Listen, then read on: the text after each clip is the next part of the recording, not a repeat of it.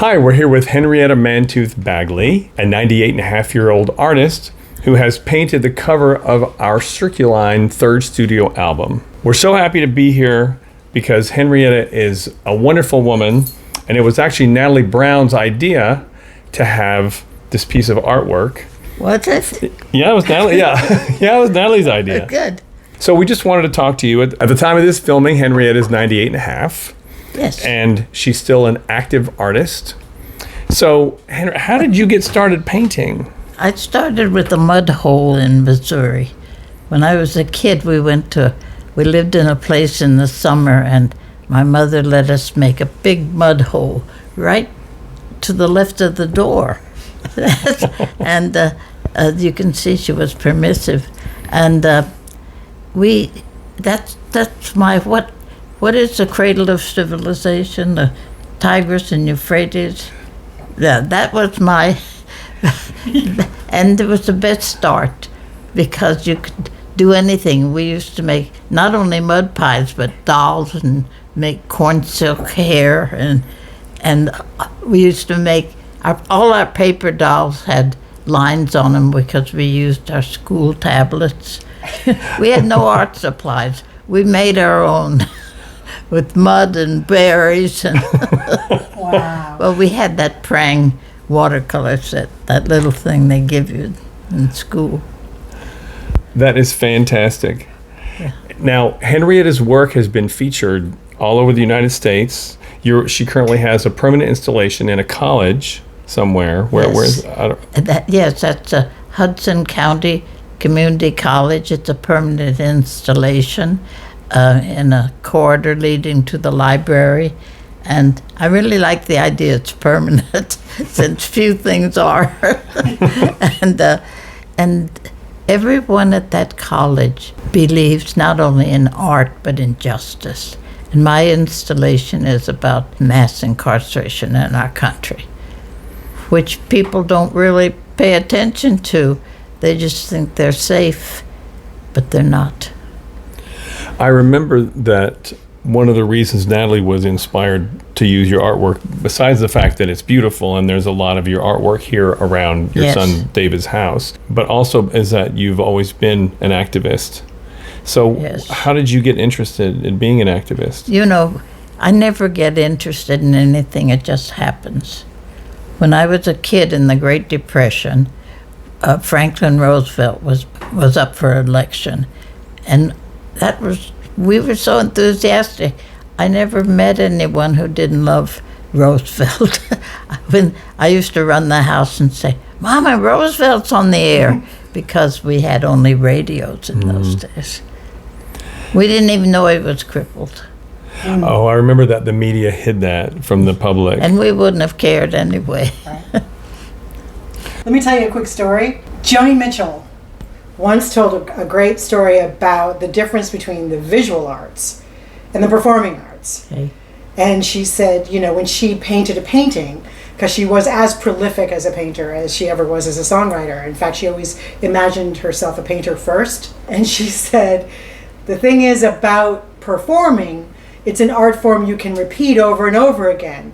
Nobody ever said, you know, like nobody ever said to Van Gogh, paint a starry night again, man. You know, paintings are kind of done and they're mounted on a wall and somebody buys it, whatever, it's permanent. But the performing arts they're live and living and you can repeat them. So when you had, was it Circle in the Square or Circle Rep. Circle Rep, yes.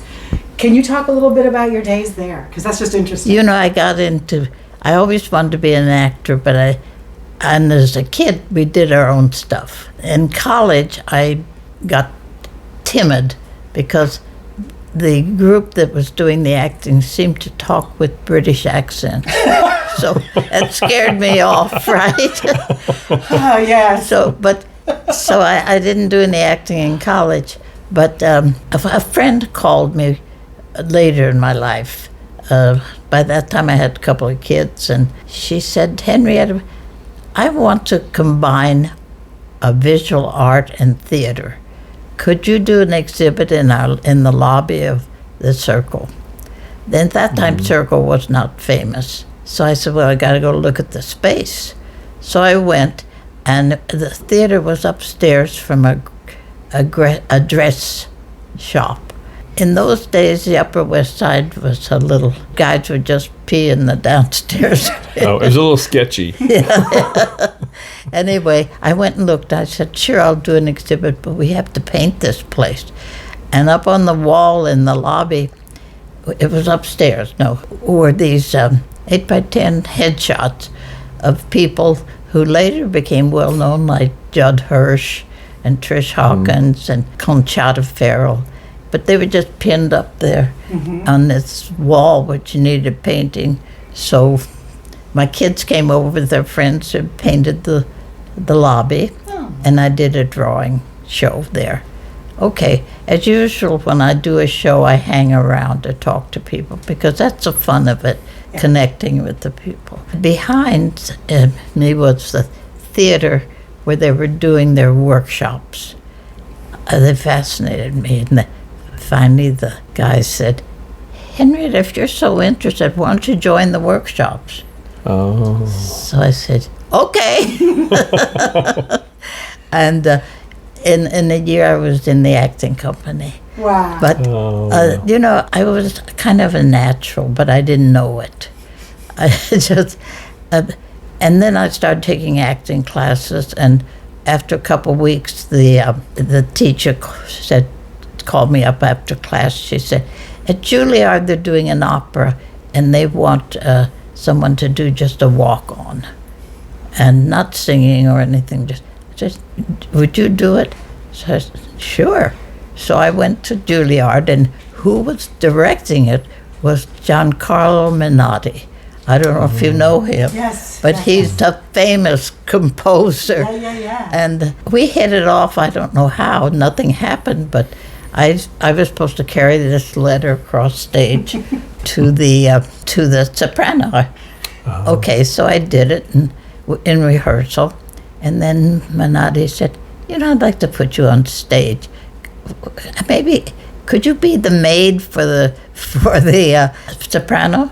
So I said, sure, I was up for anything. I became the maid, and we rehearsed this and that. So it was kind of improvised, too. And the first night, it was 3 performances at Juilliard. The first night, the soprano, in a moment of agony, she took a shawl off and threw it behind her. I don't know how, but I caught it. In midair. I didn't even mean to. Oh my God. Well, it was a hit, of course. Yeah. The audience loved it and laughed, and the soprano said to Menotti, you got to get rid of her. Oh. But he didn't. He didn't. So that was, it was, I just like, it's scary on stage. I'm not saying that it's all fun, but it's a deep kind of fun. So I'm back to daily life, and then about a year and a half later, I got a phone call from a guy. He said, this is Frank Corsaro. I didn't know who he was, but it turned out he was very famous. He was the one who brought acting to the opera. Oh. And there was a lot of opposition. And he said, I saw you once in an opera, and you were on stage. I wonder if I could put something in the opera that I'm doing at the Colyer Music Festival. Oh. And no singing, no talking, just being there. So I always say sure, if possible. So I did it. I remember really working hard on these parts. I didn't sing, I didn't talk, but I just was there doing whatever a maid. I was another maid to the maestro. Anyway, then the review came out in the New York Times of the opera and at the Colyer, and there was one little paragraph that put my name and said she didn't speak, she didn't sing, but I don't know, they said I did something. I must have. But, I didn't realize that I had a presence. I wish, I don't know if it made any difference, because when you're on stage, you just give everything you got. if you can. Yeah. But I think it would have been good if I'd realized why I'm getting all these parts. I mean, Frank Corsaro, I looked him up again the other day on the internet, and boy, is he famous. He really changed opera in America. You told me one time, besides the acting that you've done and paintings and drawings, that you've also done installations. You told me about an installation was a computer. It was like a living computer or something, walking, talking. What was that thing? It was a box, and people came up and they would talk to you, and you talked to them. That was on the street. Oh, That's that what was on a the street. Right. That was. It was okay. That was just a few years ago, right before the pandemic. And there's an organization called Art in Odd Places, and they sent me an invitation. Every year they did street performances or any kind of art from river to river on 14th Street in New York City. So they asked if I wanted to do something. I wasn't enthusiastic because I thought it's going to be a lot of work. You know how you think, oh, it's going to be a lot of work, and then it turns out so much part of your life, right? I had a young man who started as my studio assistant, but then we became collaborators. He was 26, I was 96. Okay. So that was our combination. Okay. So I called him. His name's Nico. He's a wonderful artist too, and also a performer. And I said, Nico, what do you think? You want to do this? He said, oh, I don't know. So he said, well, I'll come over and to your studio, we'll talk about it. In 5 minutes, this whole thing came to us. Oh. I decided I would be the human talking and listening machine. Okay. And I would make a small installation, which I did. And he would be, I was already working on mass incarceration. And so we decided he would be in solitary. So we tried to find a refrigerator box, because that was, when I was a kid, the refrigerator box was... You get a lot of mileage Like a out of it. house. There's a lot of problem. Right. Right. And but nobody has me. So we don't keep that junk anymore. So we don't have room for that. So we built our own. I had some 4x8 piece of plywood, and I had a friend who knew how to make it safe. So we built the box, and just with a small window with bars. And Nico was in solitary confinement. He wanted to make a mask. I'll tell you afterwards about my first work with Nico as a performer. One thing I learned about collaboration, you listen and go with their ideas, unless it's something really against. But when Nico wanted to make a mask, I thought, I like it straight out. But he made the most wonderful mask. Oh, you wow. know. Anyway, so he was the 2 days of performance. Was it 2 or 3? And I think 2, because we got rained out the third day. But he was in that box all day.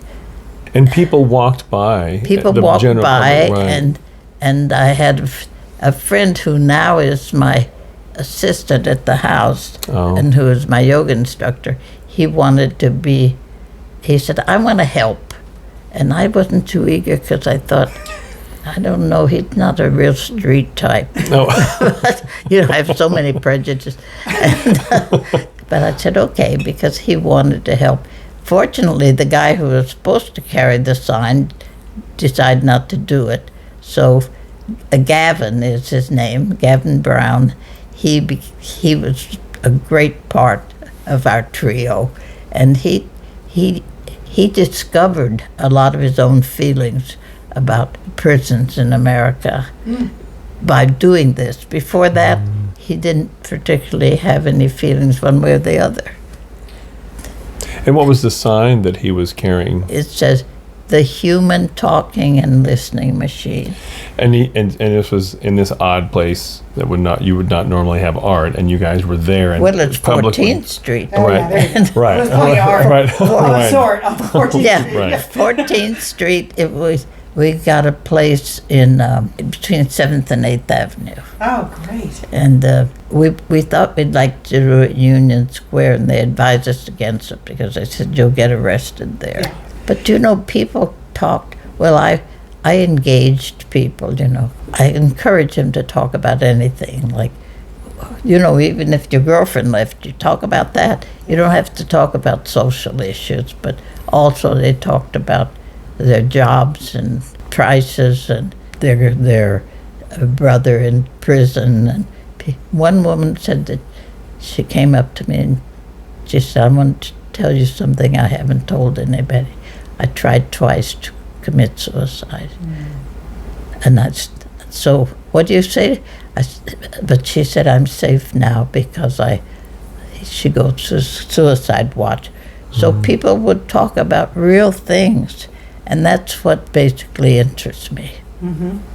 Well, it's very fitting that this particular painting that struck me, not just the singer in me and just because it's a beautiful painting, but I loved the crowd of people and the sort of colorful, beautiful tumult of the birds on top of them, or soaring over them. And I'm not even quite sure what that means to me, but it spoke to me the minute I saw it, but mostly as a social worker. And this, what's fitting about this painting being the cover for this particular album is that this album is sort of a departure for us, but it is informed by the pandemic.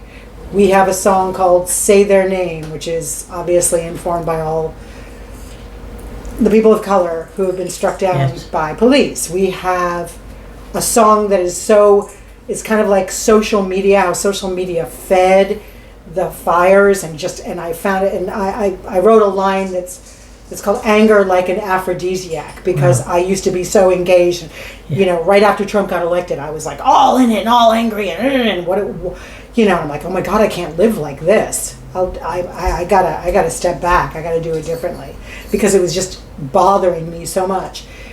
But we can't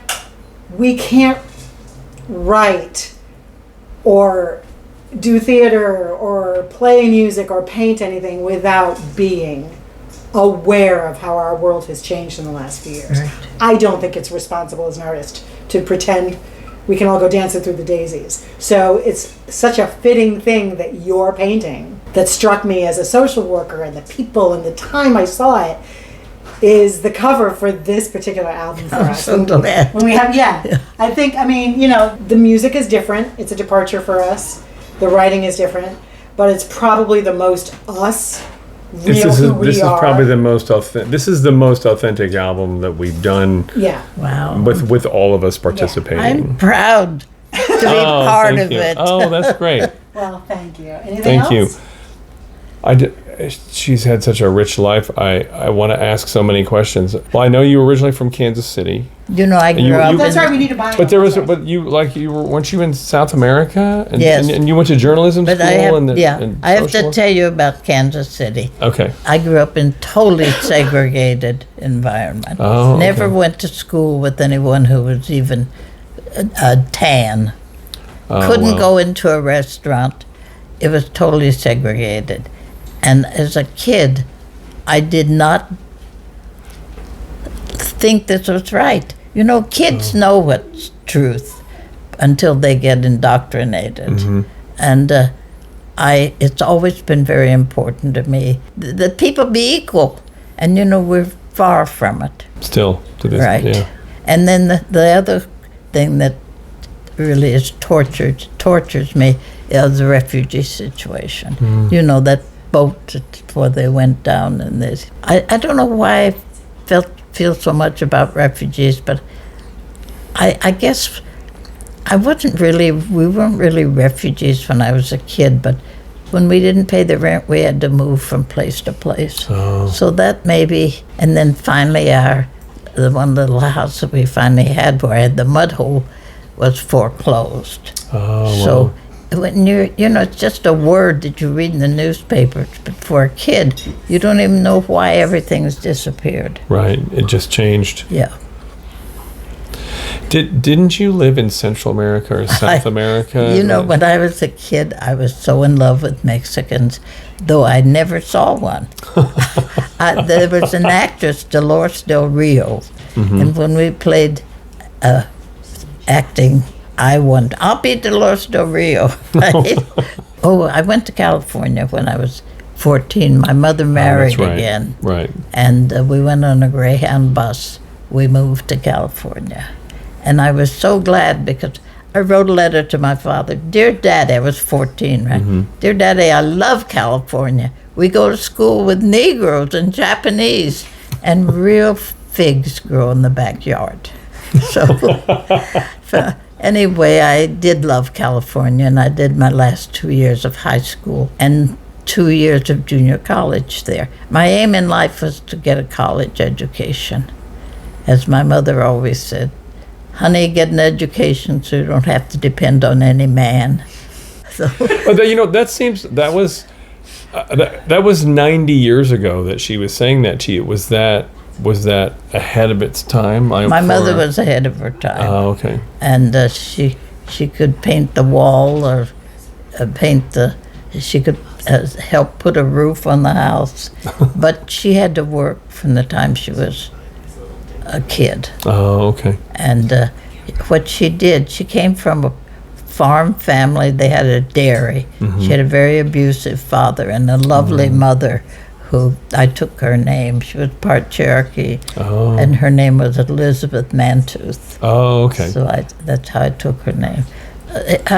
We had a rough childhood in the fact that my father left, and he never really left, but he started another family and going back and forth, wow. you know, between the two. Wow. But when your father doesn't sleep at home anymore or go home for dinner, he's left. Yeah. Yes. After I finished 2 years of junior college in Long Beach, California, a friend and I, who was also in love with Mexico, we went on a bus to Mexico. Oh, okay. And we studied. Was that safe then?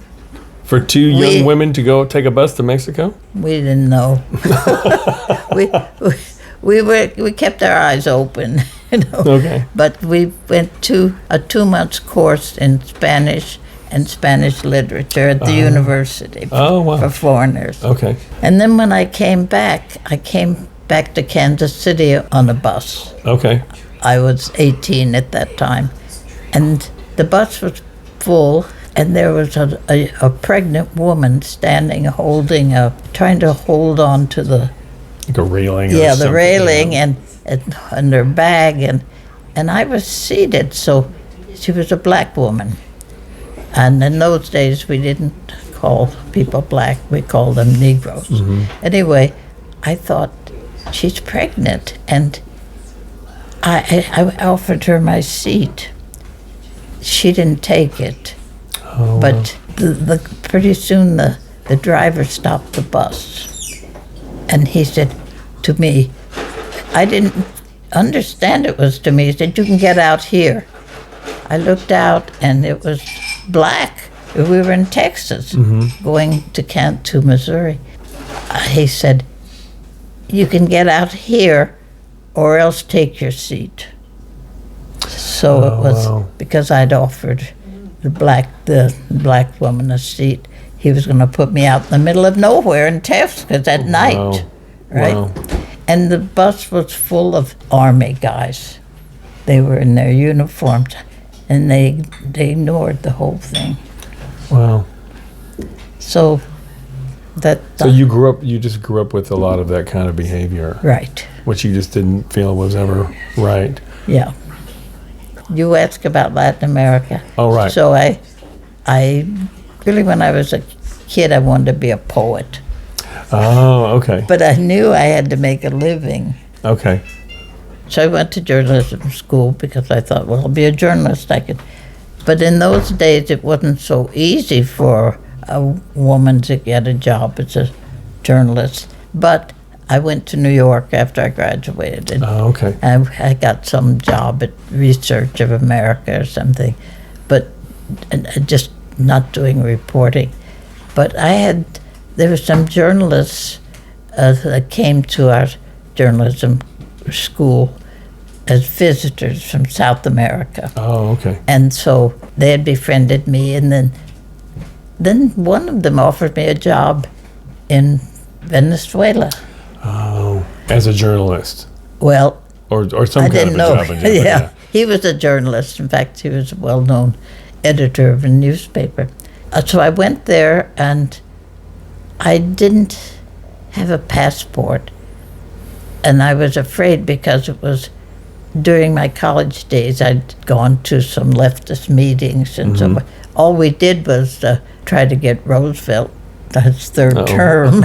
But anyway, that was frowned upon. Oh, okay. And so I got some kind of a message from the FBI asking me questions. Wow. So I said, I was just out of journalism school. I was Okay. 20. Okay.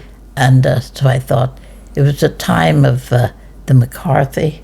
Oh, right. So I was scared if I don't get out of here, I won't get a pass. I won't be able to travel. Right. So I went on a tourist visa to Venezuela. Oh, okay. And when I was there, I applied and got my passport, which I couldn't do nowadays because they didn't have computers in those days. So they didn't know about me. But anyway, I got a job with Pan American Airlines. Oh. And I made my living that way for a few months. And then I got this very good journalism job, which was with an organization that was copied after Roosevelt's programs in the south of the U.S. Oh, wow. when he gave loans to small farmers and to build. Was it the New Deal? Yeah. Was that the New Deal? Yeah. And so they started a program like that between the Venezuelan government and actually Nelson Rockefeller Oh, wow. was part of it. So I got this job of traveling around the country, usually with a photographer. I would talk to farm families, to women, and the children who were so shy, and the farmers, and talk about their progress. You know, a lot of them lived in mud houses with thatched roofs, but they were so welcoming. These people. I still can remember. I still have the image of a hand handing me a little coffee, one of these little black coffees, full of sugar, of course. And I would write up these stories, and I would direct the photographer. So I had that job for almost 4.5 years. I was in Venezuela 5 years. And then when I first came to Venezuela, what was so wonderful is that they had elected their first Democratic president ever. Before that, it had been only dictators. Oh, wow. And That was a big time of change then. yes, and after 5 years, the military came in and threw out the government. Wow. I was distraught. When I was in Caracas, I attended the university at night, so I did 1 year and I was starting my second year. We protested, and so they closed the university. Wow. Then when my boss came down from New York, I said, Frank, can't you send me someplace? I was so disillusioned and heartbroken that they were back to a dictatorship. And he said, well, I could send you to Brazil for 2 months. I need someone to cover for the man who's going on vacation, and I need some stories written there. Oh, okay. So I did the same thing in Brazil. And by that time, of course, I knew Spanish very well. And it was not hard to turn it into Portuguese, Oh. especially because Brazilians are so smart and they could understand Spanish even. I got the job in Brazil, and then the man I was taking his place came back from vacation. There was an airline strike, so I couldn't leave. Oh. And I said to my boss, I'll take a small plane to Peru. And he said, no, it's too dangerous. Oh. So I stayed there. The man came back, and he said later the only way I could get her out of my seat was to marry her. But he took me out to dinner, like nothing special, just to entertain a foreign, a visitor. I wasn't foreign, but, anyway, we became friends, and then we became lovers, I guess, and he ended up wanting to marry me, and so I said, well, let me think about it. I went back to Venezuela and then decided to come. We got married. Oh, that's great. So let's talk about the painting. Yeah. So do you recall what, first of all, what kind of is this oil? This is I think acrylic? it's acrylic. I used to do oil, but after I started doing theater sets, I went to acrylic because it would dry fast.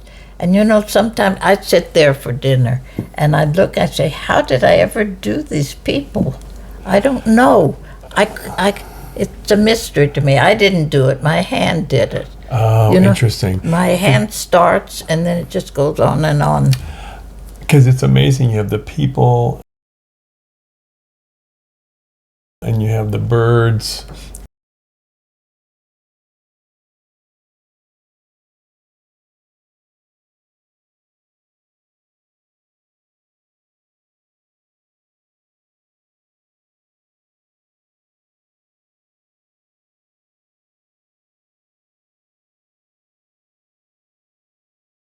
And It's the really birds, beautiful. I think, for me, represent flight. And these people represent refugees.